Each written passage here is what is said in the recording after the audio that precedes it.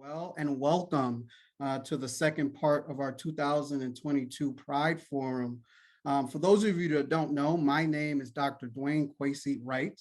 I'm an assistant professor of higher education administration, as well as I have the honor and privilege of serving as the director of diversity, equity, and inclusion initiatives here at the Graduate School of Education and Human Development, which of course is part of GW. This is the second part of our Pride Forum, and as was expressed in last week's lunchtime event, we are here to celebrate the month of Pride.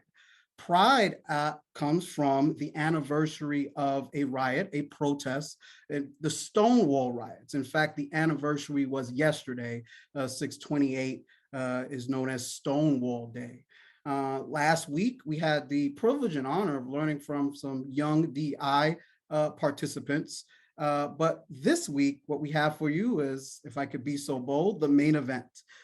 We have Dr. Melissa Kim, who has the honor and privilege of serving as the Deputy Chancellor of DC Public Schools. I am going to introduce Dr. Kim in a minute. And as has been our practice here for our Pride Forums, I'll give her an opportunity to introduce herself, because I know for a fact, without even talking to her about it, the bio does not do this marvelous and remarkable woman justice. Before we go there, a few housekeeping notes. We do have both a chat function and a Q&A. I know several of you might be attending and want to ask questions of our guest. You can do that via the chat function or the Q&A. Please know that on the chat function, it actually continues to gather both your questions and your thoughts. So when we get to about the 4:55, 5 o'clock hour, and I go back to the questions, if you put it in the chat, I might lose it. So if you know you've got to dip off or you really want to get it answered, I suggest put it in the Q&A. We are recording today, folks, but we will stop that recording for the audience Q&A. A word before we move on about the Q&A today. We know that we are living through a whirlwind. In fact, in just the 7 days since our last Pride event, we've seen the rollback of the qualified right for abortion. We've seen at least 2 or 3 cases involving religion in schools that some might see questionable. And I haven't even got to the most important thing that happened. Beyonce released a new single. No, seriously, folks, we're having a lot going on, including over 700 pages of Title IX regulations, which a lot of people forget apply to K through 12 schools as well. While Dr. Kim is here representing DC Public Schools, there's just simply no way that she can get to all those moving parts, some of which she and her team haven't really had a chance to digest yet. So if you could keep your questions to the focus of the event, which are equity and our LGBT students, Dr. Wright would really appreciate it. We're of course not going to mandate that. It's something simply that I'm asking you to do. Finally, here at GW, we are here to learn from each other respectfully and respectfully disagree if need be. However, we have no tolerance for disruption or for rude behavior.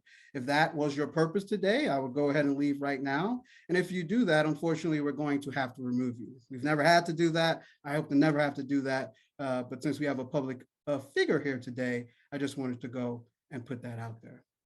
All right. So with the housekeeping done, let me read Dr. Kim's bio, and I will read it because it is exceptional. Dr. Melissa Kim is the Deputy Chancellor of DC Public Schools.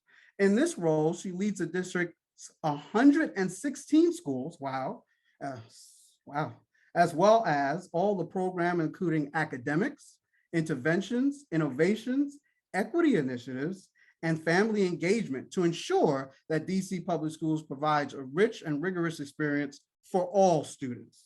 Dr. Kim has been an educator in DC for more than 20 years, and she previously served as a chief academic officer for KIPP DC, where she worked closely with secondary schools and special ed services to ensure student success.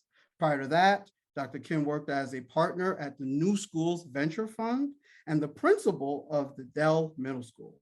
Dr. Kim grew up in Yardley, Pennsylvania, please correct me if I said that wrong, and obtained a bachelor's from Colby College, a master of arts from Trinity College, and a doctorate of education from the Ivy League school, the University of Pennsylvania.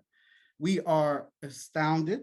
We are so proud, and we are so thankful that you have decided to join us for this conversation.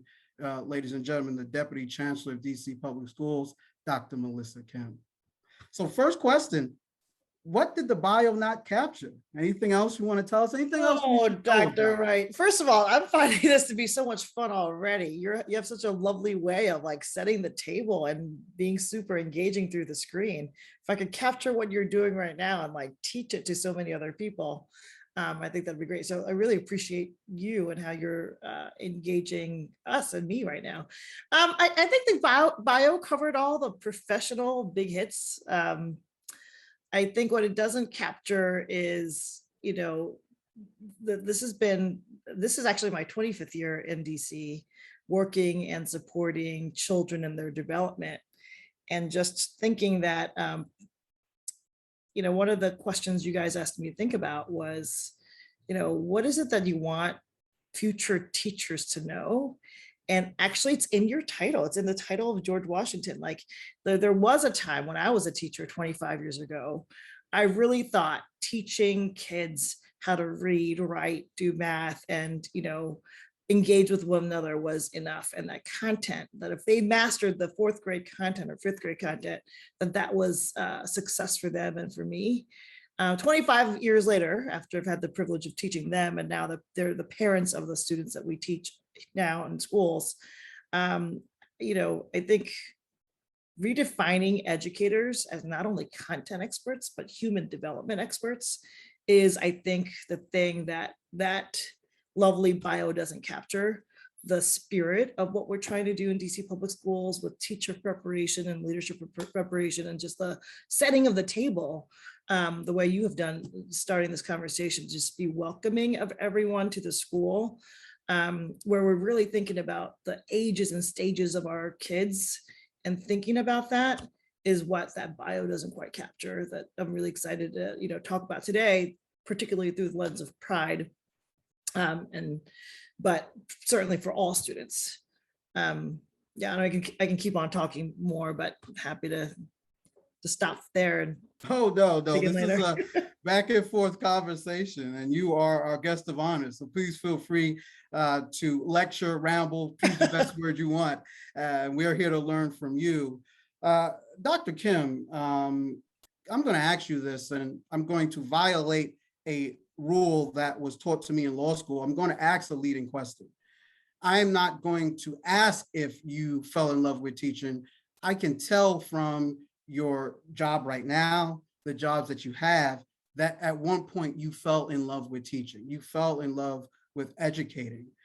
How did that process come about? You want to talk to us a little bit about that? Because someone as remarkable and as talented as you could have probably done anything she wanted to do in the world. Why teaching? Well, that was actually the plan. I'm embarrassed to say that when I first came to DC to teach, I thought I was going to teach for 3 years, maybe 4 tops, and then go off to law school, actually, because, as an immigrant to this country, I just didn't know that, the way we define success for me when I was growing up as a language minority and certainly a student of color that didn't quite fit in. One of the ways I thought we got to success was to be a doctor or a lawyer. And I didn't really know or think about very much else. And I'm not good with body fluids of any sort. So we ruled that out pretty quickly. But I did love to read and argue and think about different perspectives of a question or thought. So I thought law school was to be the thing that like pulled my heart. But what kept me here is that like our students were so like, I don't, for those of you joining from other places, I know your children in other cities and other places are super special, but something about the DC kid and what he or she or them at this point represents really struck a chord with me. The vibrancy of the personalities and their deep family and community roots. So it's not even, if I had to answer that question, it wasn't even like just the act of teaching and learning. It was actually the act of community building, and how I got to really become embedded into this community that I was a teacher at. And, we're talking about in the 90s where they're closing down and shutting down housing projects, actually, where my students were living. And our school was in this middle of this community. It's surrounded by 3 different housing projects, of which I think lots of people would have said it was a scary place, a place of violence. I didn't see it that way. My students certainly didn't see it that way. They saw it as a place of community, strong relationships where they saw not only their parents, but their neighbors, because they were so close by. And to see all of that then get destroyed in many ways, and working with our students and their families to actually do all the many paperwork steps to find new housing somewhere else with different promises. I think what kept me in DC was actually just the relationships and feeling like many of our students now, unfortunately to say, but certainly growing up, I never felt like I quite belonged or I was included in community. Just because language minority different, back then in the 90s, obviously racism felt differently. It's very, very explicit. Today it's a lot more hidden in some cases, although there's lots of examples where it's not. And I felt a strong connection to our community at that time. So that's what had me stay. That's what got me hooked every single year. And really just after 25 years, it's amazing what kind of deep relationships you build and what things keep you fulfilled. Yeah, as someone who is a recent transplant to DC, I can definitely retweet that the community here is really remarkable, through adversity, through triumph, through World Series wins and World losses. It definitely sticks together, and it feels, a lot like down South, a lot like the Caribbean where I come from, very homey, very homey. Yeah. So folks, I know some of you are thinking, well, this is supposed to be a Pride event. Where are the Pride questions? We're getting to those. Please, Dr. Wright will not disappoint you. But since we have Dr. Kim here, I just wanted to dive very briefly in a few opening questions into just her background and now particularly the job. So, DC public schools, New York public schools, everyone knows has probably a chancellor either appointed by the mayor or some other form or fashion. Our chancellor in DC public schools is actually a GW graduate, believe it or not. But what does, Dr. Kim, the deputy chancellor do? Describe the day if there is a normal day in your life. Oh, Dr. Wright, that's an interesting question. That's a very good question. I should have a really strong answer to that. I don't. We have 116 schools and 116 leaders doing amazing things for students and communities during that time. So if I had to boil down my role, I try to remove as many barriers I can to get them to be the very best versions of themselves so that they could create stronger, more vibrant communities. And that looks like helping with our budget structure to make sure that our school leaders have great ideas on how to spend their dollars to get the very best kind of resources in terms of talent and teachers, partnerships and supports in their programs. It could look like dreaming up of new exciting things that might happen in our future, staying about 3 to 5 years out of what we're currently doing. So one of the biggest, most exciting things we did for the last several years is getting to respond to how to redesign our high school experiences for our students. Cities across the country are told every year, pre-pandemic, that you are a pervasively, constantly failing school. And certainly in DC, we have some schools that fit in that space. And and I know, and many of the people on this call knows, it's structural systems that create conditions for schools to succeed or not.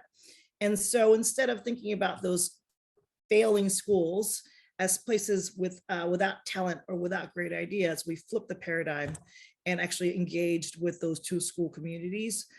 Thousands of conversations had with parents and teachers and students directly to have them redesign what they would have to put in place for that school to really turn that around in different ways that hopefully is lasting over years.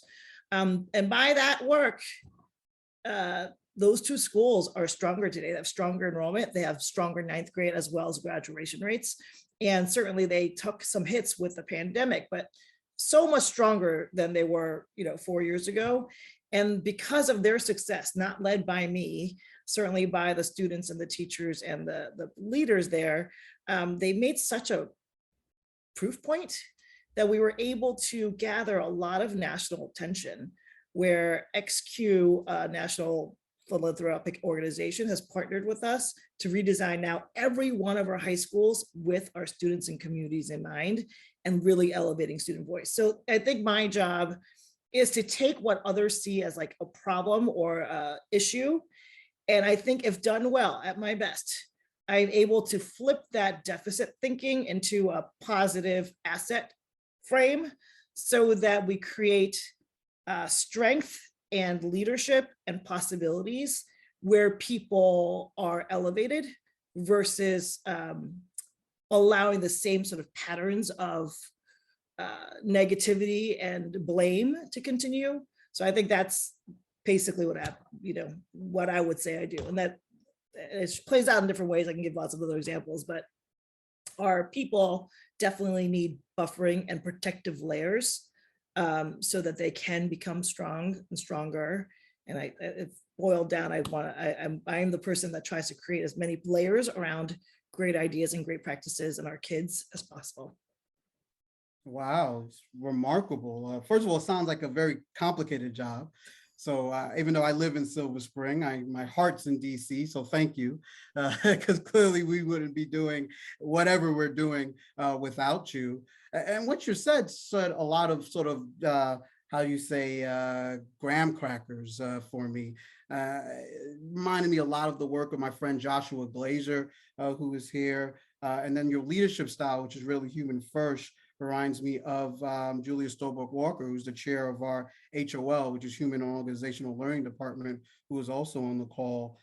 So, I'm sure you'll be getting an email from one or both of those folks trying to get you into a class or two, because everything you just said was fantastic.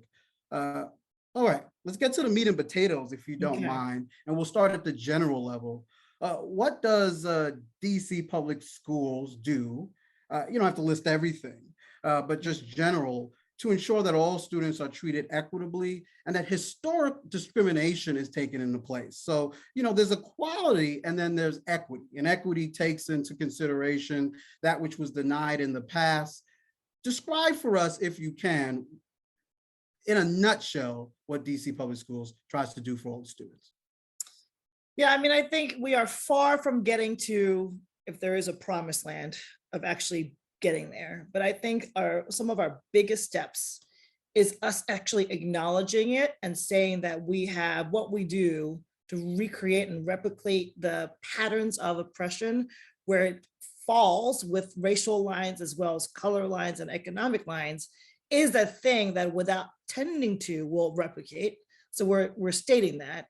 And now we're saying we want to stick a big, strong rod in those gears that will continue on. And we're going to try to break that. We're trying to break that while recreating it. And so thus, in many ways, we're saying that it is messy. It is going to be a long journey. We're calling it our process of becoming the promise that public education should be. And that journey and that process of becoming something different than what currently we're created to do. I think, as in so many different facets, and there's no one answer to it all, because you have to stand from that perspective and address every single one. But our willingness to publicly speak the fact that we want to be an organization that actually delivers on the promise of public education for kids, which we currently own that it isn't doing. And that in order to do that, we want to recreate our functions and systems to become an organization that is growing a whole child holistically, not only their academic selves, but their social emotional selves, the creative sides, the artistic sides, their physical well-being, obviously. And we can't do any of that without really putting their identity building at the center of all of that learning. And that identity, certainly in America, we cannot discuss without race at the core for sure. but every other intersectional identity, certainly sexuality being one, are areas that we're willing to address and say we cannot make those conversations hidden or shameful conversation for our children anymore, because every one of those things that are not positively framed, I think our students receive it as negative. There's no neutral when we're talking about identity. We need to affirm it. And so that is what we're doing. And that looks like we started a anti-racist university. This is our second year of that, where we're inviting every single teacher in our organization, as well as every single central office person, to say, let's come together and let's get smarter about how we think about our intersection of race. And one of the keynotes we had invited was Roxanne Gay, particularly to talk about the intersection of race and sexuality and sexual identity, because we're just not fluent at talking about this in public education. Actually, I don't think we're fluent around the country, and more practice that we have at it. I like to try to role model. I'm not sure I'm the very best at discussing all of this yet, but I want to make myself vulnerable and have all of the, 7,000, 9,000 members of DCPS adults hear me try it out, so they feel safer to try it out. And we want to get them the best in class sort of like supports along the way. So that is that. And certainly we're trying to make sure that that's at the teacher level. And there's lots of other like trainings and conferences and other sort of supports, but directly to the student level. This is for us our 10th year of hosting Leading with Pride Month, where we try to create a community for our students who are often so alone and feel like what they're experiencing is very insularly different for them and just super isolating. So we try to make it normal, right? We try to make it as an annual event where we bring kids together from across all of our schools, across all the different wards, and start building on the community. It's got workshops, students talking to students. We bring in guest speakers just to kind of keep that going. And obviously that is at a citywide sort of like system level. Most of all of our secondary schools have school specific clubs that we try to support with great teacher-based faculty. And there's much more we can do, but I think trying to see this, I think, again, Dr. Wright, I don't know about your experience, but like there's so much I felt as a student growing up in an American school where I felt like I had to hide identities, different parts of who I was, because it just wasn't going to, be okay. And that vulnerability was nothing I could ever, I don't think I, until recently as an adult, figured out that I don't want to replicate that, right? So we're trying to create so many other opportunities, and maybe they're not enough, maybe it's too many, I don't know, but having every single adult try to do better for this group of kids than we got ourselves is, we're hoping, like, probably not the answer, but certainly a good strong step in creating the systems and structures and the new gears that we're systematizing, so our kids feel like they belong and they feel like never too far away from people who care about them, both adults and peers, and that there's somebody that they can talk about tough and complex issues of life with when it's their moment to discuss it. No, there was so much there, so much. Folks, I have about 99 follow-ups, but I'm going to stay on script because I want to get to the point where you can ask your questions. I'll just remind you that you can use the chat function or the Q&A to put your questions in for Dr. Kim.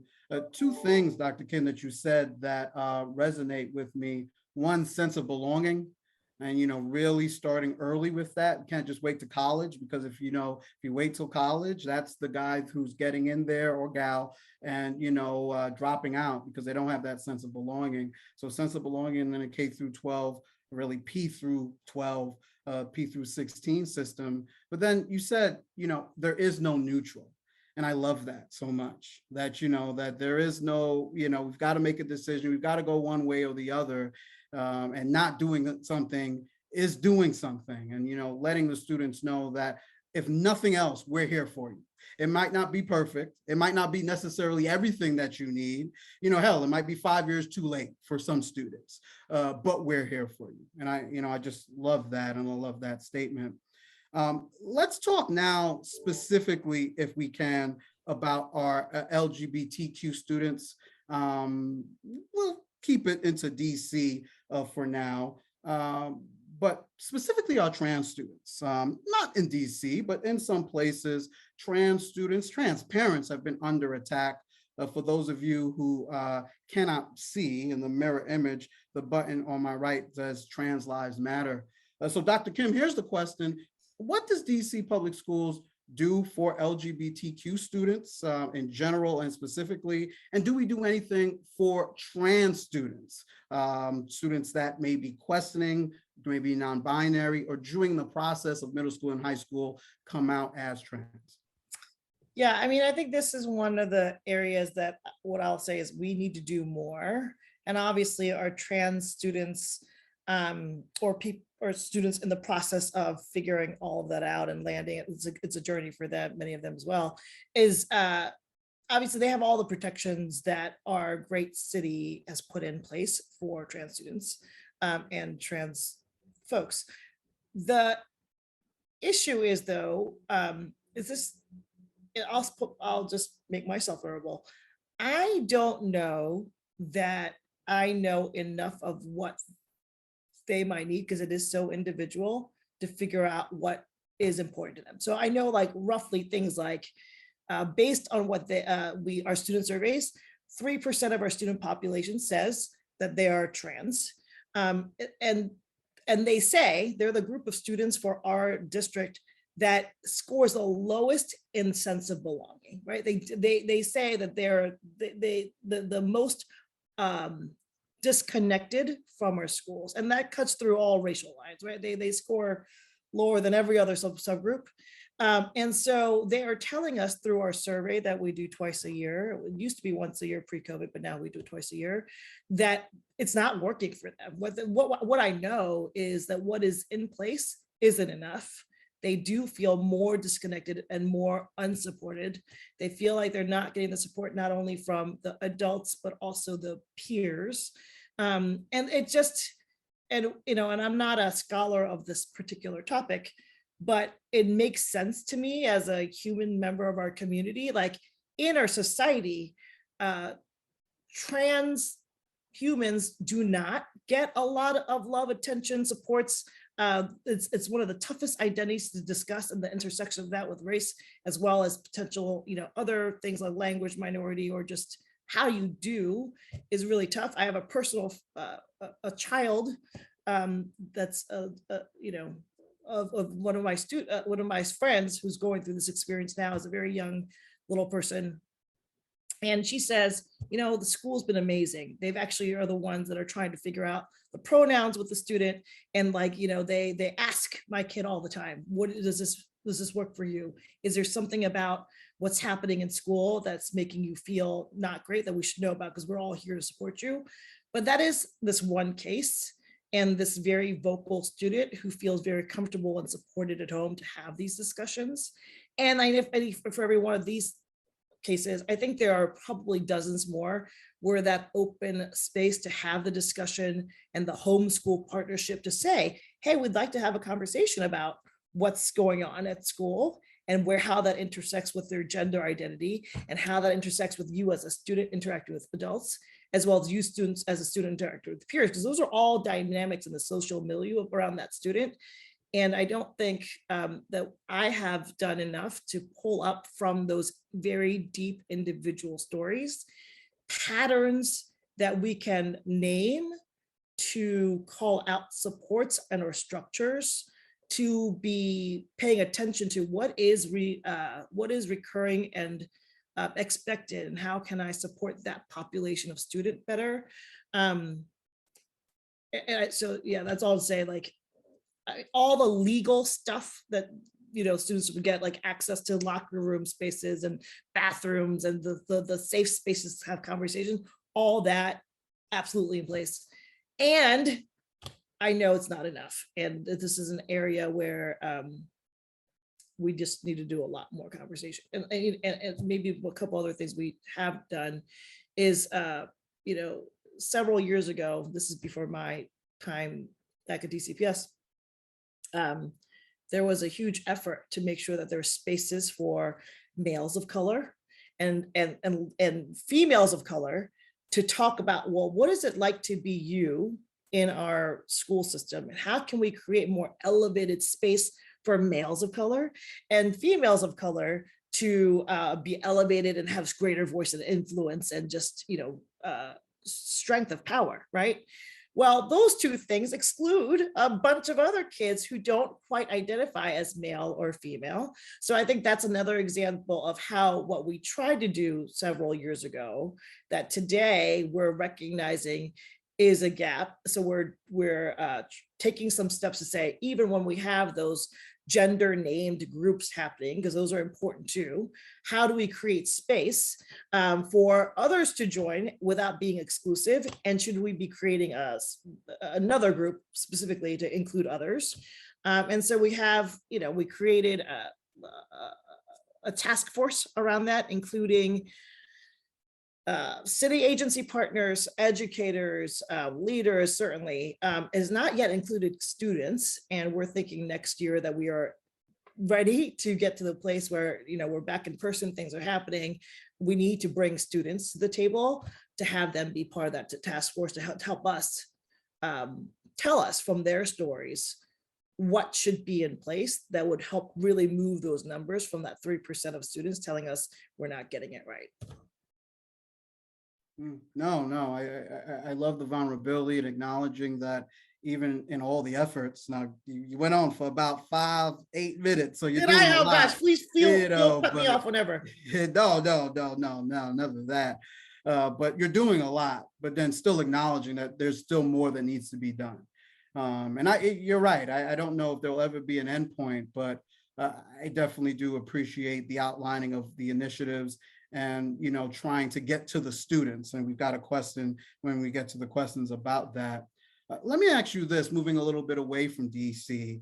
We've seen throughout our country now, all types of legislation being passed. The infamous Don't Say Gay bill in Florida. In Texas, apparently, they're now investigating the parents of trans children for child abuse. All that is very political. Here at GSEHD, however, we're a research institution, and part of research is taking best practices and taking it to other places that can use it. So here's my question for you. DC is a hotbed of politics, but it seems that you and DC public schools have been able to roll out across the board equity initiatives for LGBTQ students and others and stay out of the political fray, right? Even though you're an entity of a city whose budget is controlled by Congress. Mm-hmm. Any advice for other chancellors, other deputy chancellors, principals in places that aren't DC on how to continue to institute equity initiatives without getting caught up in the critical race theory scare or getting fired because you know, you've mentioned that you're married to someone who may not necessarily be the same sex? Any advice, best practices that people can take away? I mean, I think my best advice, Dr. Wright, is not advice at all, is like, you got to go vote and be like super loud, because I think one of the reasons I certainly stick with DC is for the community we talked about in the very beginning of the conversation. But like, I love the fact that we are nested in a city where policies and political leaders really believe the inclusive nature of all humans being humans. And certainly one's sexuality or who one loves is not something that should be used to exclude in any sort of conversation, right? So like, I think, you know, in 2015, I want to say, I'm trying to look at my notes, there was like a bill that was passed, Amendment Act that was passed to say like every healthcare professional needs to take a training course on how to take care of the needs of LGBTQ patients and their families. That speaks a lot, right? Like, you don't want to get into a place where you're thinking about your own healthcare and you feel like you can't go see a doctor, go to a hospital, get treatment done or whatever, because of the fact that the subtle, bold, or subtle or quiet ways that you are not treated well, right? Like that's not acceptable. And this particular act said every single person in healthcare will get this training, right? And I think part of what we're thinking about as a school district is, well, maybe teachers need this kind of training. Like, how do we make sure that by having legislation and policies inform practice, because those two are super connected, that we create more protective layers around students who might be excluded and or families that are excluded or pushed to the side. And I think the intersection of both policy and practice and who keeps an eye on that and how loud we are to make sure that, you know, even with all the national stuff going on right now that you opened with, like, we can't stand for that here, right? Like, you know, the fact that anybody has to go to a different state to have a medical procedure is ludicrous. And I hope that we do all that we can do with our loud voices, if we, you know, to ensure that people don't have to choose and continue to systematically hide parts of their core being, and not be then, you know, supported in our society. That is taking too many steps back. And I think that's part of what is beautiful about DC. And I think for the other cities and our states who don't have that, I mean, are you talking loudly enough? Are you gathering all of your people? Like, this is a picture from our Pride parade that brought families and teachers and students together to say, we support. We might not be of this particular affinity group, but man, we're supports. Like, there's no way that we're excluding anybody and or having anyone feel any less human based on inequality. And you know, I really encourage all of our community members to, like, you know, keep on pushing for it, and let's not take it for granted. I mean, you know, let's not take that for granted, because, you know, like all of us are talking about now. I mean, what else is going to go away? What else will be taken away? And I think that's very scary times for our students right now, who, you know, whether if you're a female student or a gay student, LGBTQ student, who knows what the next 5 years will bring. And Dr. Wright, I really appreciate the fact that you started by saying you're a Black gay man, gets to do what you have deep passions for, and you get to speak your mind and opinion. And that is probably really good for your physical health as well as your total health. And I think our students deserve that too. No, amen. Amen to that. I think our students deserve a lot more than our politicians are giving them right now. So I think that's very good advice. You said something there. You said, you know, the bridge between policy and practice, right? And at GSEHD, we're all about that. Our dean, Michael Foyer, who is maybe not on right now, made part of his mission to bring sort of policy and practice initiatives to here when he became dean about a decade ago. So now I want to ask you to put on your critique hat a little bit. Mm-hmm. You're a deputy chancellor of a very large school district, not the largest, you've got New York and LA, but large enough. I'm going to ask you this, and then I've got a follow-up.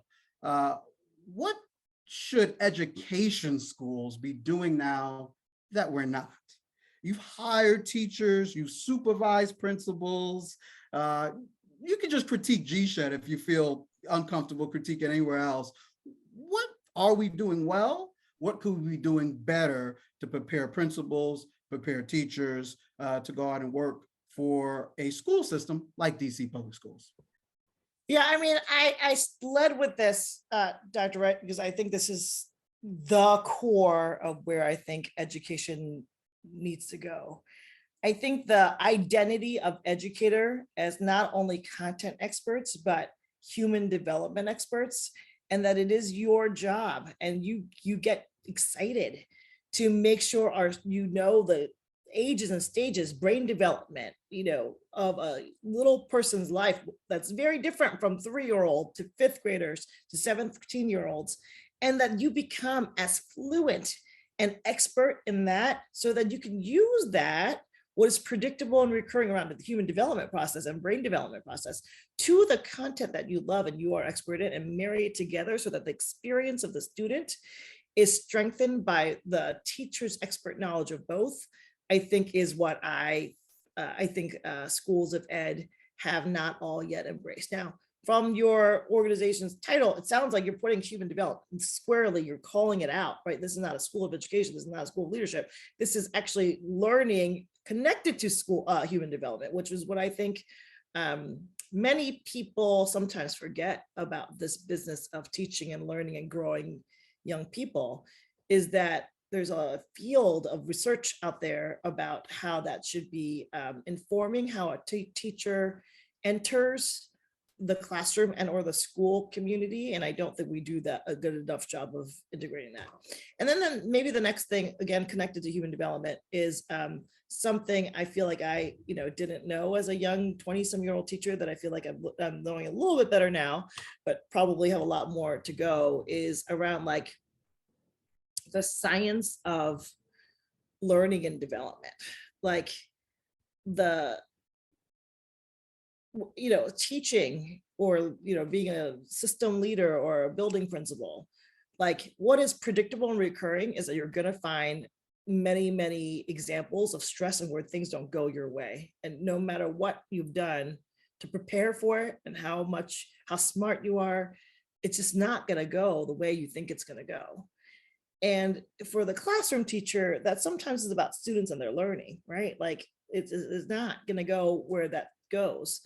And then we have a moment. We can either then blame ourselves, which is what I think young teachers do, right? Like we're like, okay, I can do this better, I can do this better, I can do this better. What I've found is that initial, I'm going to do X, Y, Z differently better. After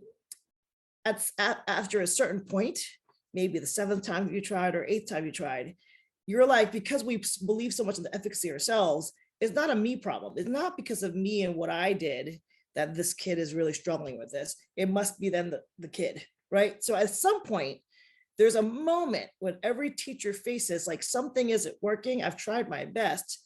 It can't be me. And then it goes to the student. And I really think that's the place where I'd love to insert some pause and say, actually, it's probably not you alone. It's definitely not the student.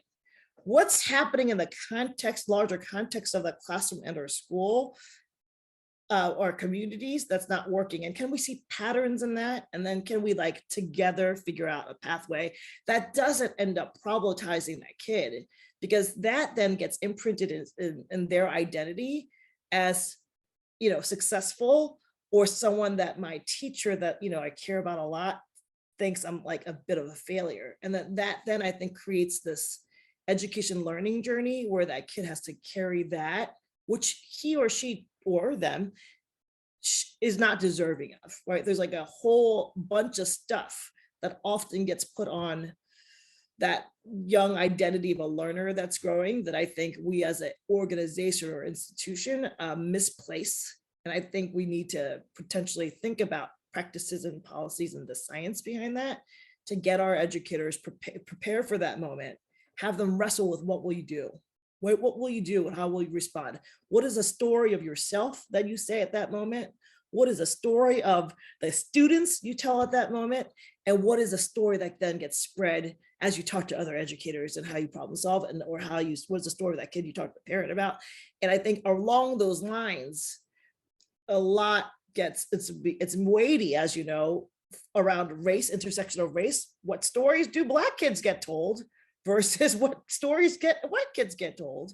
What stories do get like sexually mainstream gets told versus sexually questioning kids get told, right? I think all of those things are what I don't think we do a good enough job preparing our educators for, because they are the community builders and creators of what is good or not good, what is affirmed or not in that classroom dynamic space. And that's powerful. And I don't know that I certainly don't feel like I got that understanding as a teacher. I don't think I'm doing a great job yet figuring that out for the organization. And I don't think higher ed teacher prep organizations and or leader prep organizations are quite getting that either. Wow. Well, let me just say, I am so glad that we're recording this because you just laid down the gospel. I was trying to follow, but I got to go back and take some notes and go back and read a little bit and take some notes because Dr. Kim, I don't know if we were prepared for this. You know, it's kind of late in the day and just kind of laying it out heavy on us, but I definitely appreciate the answer. Folks, we're about 2 questions or so away from Q&A. We've already had a few questions come in. For those of you that might need to drop off at the 5 o'clock hour, feel free to place your questions in the chat or the Q&A box, and we'll get to as many as them right away. But before we do that, Dr. Kim, I did want to share with you a question that came from our educational leadership program, which is part of our Department of Educational Leadership here at GSEHD. I don't know if you know, but our educational leadership program has taken the initiative to partner with DC Public Schools and in a project that's co-funded or funded by the Wallace Foundation to produce what we're calling equity-centered leaders in the district. Principals, assistant principals, etc. And they just wanted me to shout out both the partnership and the program, and they look forward to working with you and your team in the future on that. And their question was this: how does DC Public Schools prepare current and aspiring leaders, that could be principals, that could be chancellors and deputy chancellors, to lead for equity for all, including those of color, those LGBTQIA status, those with special needs and disabilities? I see Dr. Elizabeth Kusher from our Special Education and Disabilities Department is here with us as well. And we cannot forget that disability is part of diversity as well. And the intersection of LGBTQ status and disability creates a unique frame from which some students can actually experience both their education and life. So what do we do to prepare leaders, Dr. Kim, your principals, your, I don't know if they're assistant chancellors, but those sort? Yeah, I mean, that is the question, because my theory of action is that everyone together in a school building works together to take care of our students, and all of us together needs to figure out how we bring a greater generosity of spirit for every one of us, and certainly problems. But at the core of that, maybe because of all the good Wallace research over the many decades, maybe because of my own experience as a building level principal, I do think principal and that role in a school is the